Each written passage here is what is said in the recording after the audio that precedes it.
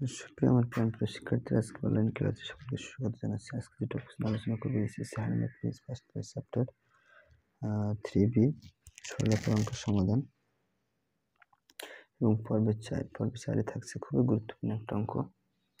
মানে টাইপ আকৃতি বা পর্ব আকৃতি যাই বলে না কেন, সম্পূর্ণ পর্ব আলাদা, অঙ্ক টাইপ আলাদা এবং সম্পূর্ণ ভিন্ন ভিন্ন। এই অঙ্কগুলো গুরুত্বপূর্ণ অঙ্কগুলো করানোর পরে তোমাদের টেস্ট পেপারে যে কোনো অঙ্ক যদি তোমাদের হাত দেওয়া হয়, যে কোনো বোর্ডে, তুমি চেহারা দেখে বুঝতে পারবা, একটু হলে বুঝতে পারবো যে আমরা পারবো কিনা।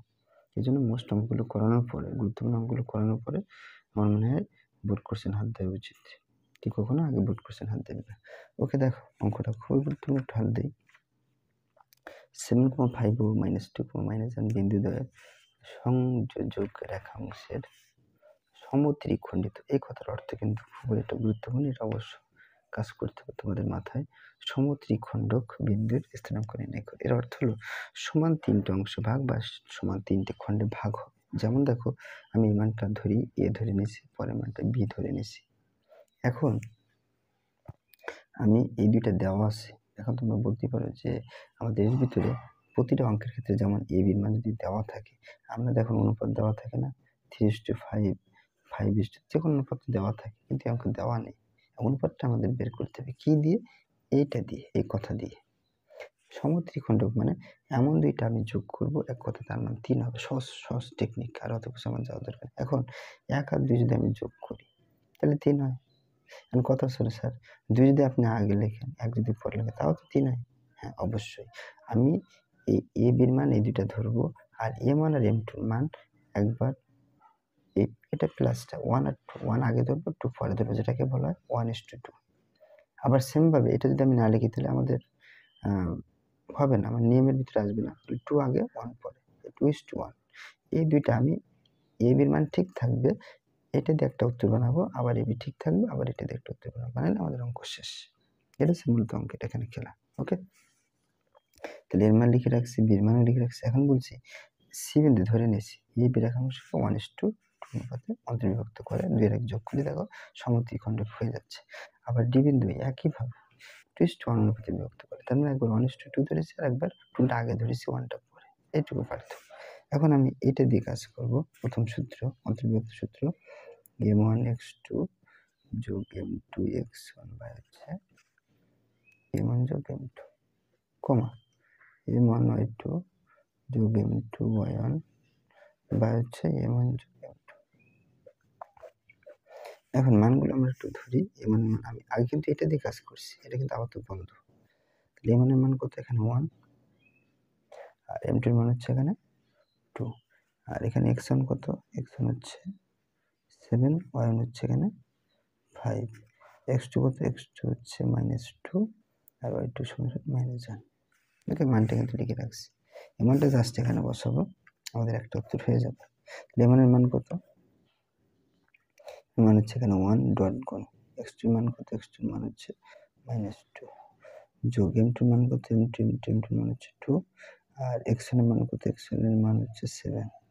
নিচে লেখো মানগুলো, তার মানে হচ্ছে একবার হবে m1 m2 মান হচ্ছে 1 যোগ 2, সেমভাবে এখানে লেখো 1 যোগ 2। তোমরা আবার 2টা আগে লিখবে না, তাহলে কিন্তু ভুল হবে। অবশ্য বলতে পারো 2 এর 1 যোগ করলে তো 3 হয়।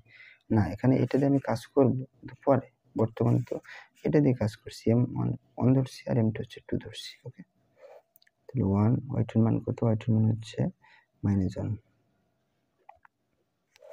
আর সেমভাবে m2 এর মান হচ্ছে 2, y1 এর মান হচ্ছে কত? 5। ধরো আমি মানটা কিন্তু লিখে রাখছি, আগে তোমাদের বলছিলাম এই যে সাইডে, তোমরা লিখে রাখবে তোমাদের সুবিধার জন্য। 2 এর 1 যোগ করলে 3, এটা যদি ক্যালকুলেশন করলে -2 যোগ 7 × 14 যোগ 3, এটা যদি লিখি -1 যোগ 5 × 10, তাহলে এখানে যোগ বিয়োগ করলে যেটা পাবো 14, 2 যোগ বিয়োগ করলে কত? 12, নিচে 3, আর এখানে কত পাবো? 9, 3। এখন ক্যালকুলেটর ডিভাইস করবো, ব্যবহার করবো, অর্থাৎ কত হবে এখানে বলো তো? 3 × 4 = 12, 4 কত হবে? এখানে 3। তাহলে আমাদের একটা উত্তর, সহজ কথা। আর সহজভাবে আমাদের আরেকটা মান বের করে ফেলবো, সেটা আমাদের সেমভাবে আমাদের বের করে আমরা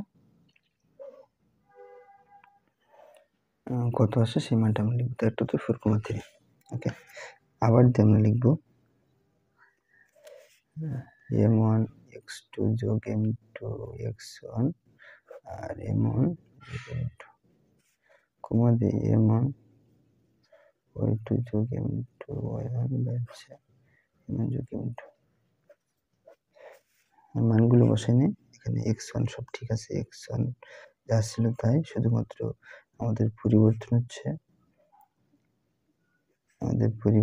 শুধুমাত্র m1 m2। তাহলে m1 হচ্ছে বর্তমানে আগে কত ছিল, এটা ছিল, এখন পরিবর্তন এটা হবে, এটার কাজ করবে এখন। m1 হচ্ছে 2 আর m2 হচ্ছে 1। ওকে, এই মানগুলো একইভাবে যদি আমরা বসাই দিই, আমাদের মানগুলো পাশে লিখে রাখছি, তাহলে আমরা সিম্পলভাবে পেয়ে যাব। এর মান হচ্ছে আমাদের 2 আর x2 এর মান হচ্ছে কত, -2। এখানে 1 আর x1 এর মান হচ্ছে কত, 7। এখানে লিখো 2 যোগ 1, একইভাবে লিখে নিই 2 যোগ 1। m1 এর মান হচ্ছে কত, 2। y2 এর মান হচ্ছে কত, y2 এর মান হচ্ছে -1। m2 এর মান হচ্ছে 1 আর y এর মান হচ্ছে 5। এখানে হবে -4 যোগ 7 আর এখানে হবে 3, এখানে 3 আর এখানে হচ্ছে -2 যোগ 5। তার মানে হচ্ছে ক্যালকুলেশন করলে 4 7 যোগ বিয়োগ করলে এখানে 3 হয়, 3 আর এখানে হয় 3/3। তার মানে ভাগ করলে আমরা 1 × 1।